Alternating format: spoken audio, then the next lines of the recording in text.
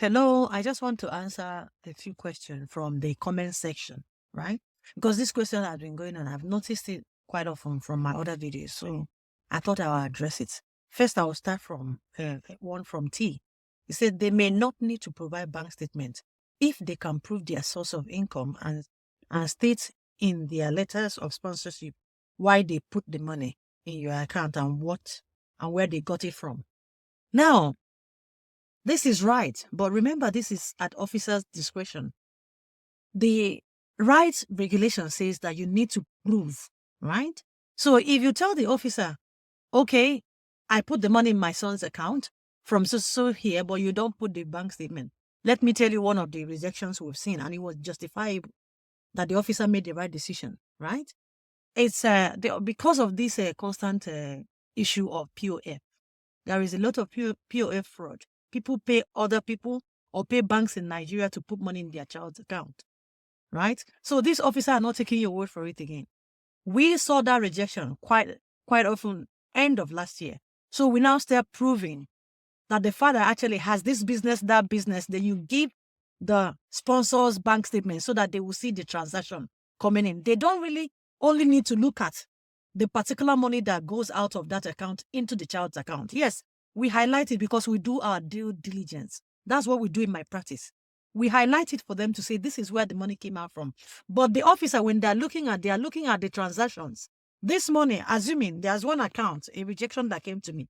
The father said it was his business and it was his money. But when the father sent me his account, in a month, his income is about 4 million or 5 million. That's his income. Then he has zero withdrawal and having 1,000. That account cannot justify producing over 70 million naira. Now, they will zero it down to a proof of fund. A lot of people are very lucky. Some people are lucky, but don't base your case on luck. Because this time, Canada is being very thorough.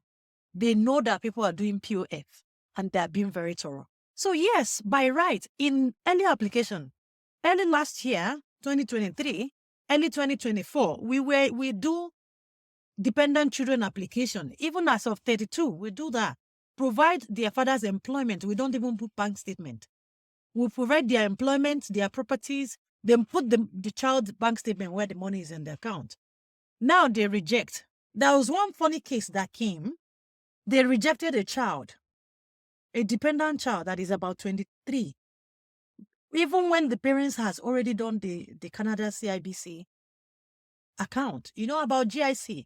The parents did GIC, they rejected it. Now, this case is what you can fight for because the child is underage and all that. So what I'm trying to say is, yes, you could have done this in the past, but now it doesn't fly because there are a lot of people that are doing proof of fund, and Immigration Canada is now aware of this proof of fund. Therefore, they are grilling every account. You might be lucky you submit this year, then the officer has a lot of work, or grace is on your part. They just consider it and submit. But why take the risk after all the money you are spent in the process? It's a whole lot of money that we spend in process. So, see, I guess this answers your question, right? You can do that in the past. You can still do this now, then bank on luck. But when the onus is on the applicant to prove that they have available fund, you should provide every document necessary to justify that, which includes the sponsor's account to show that the sponsor is capable of sponsoring that person, of generating such amount of money. That's the reason for that sponsor's account.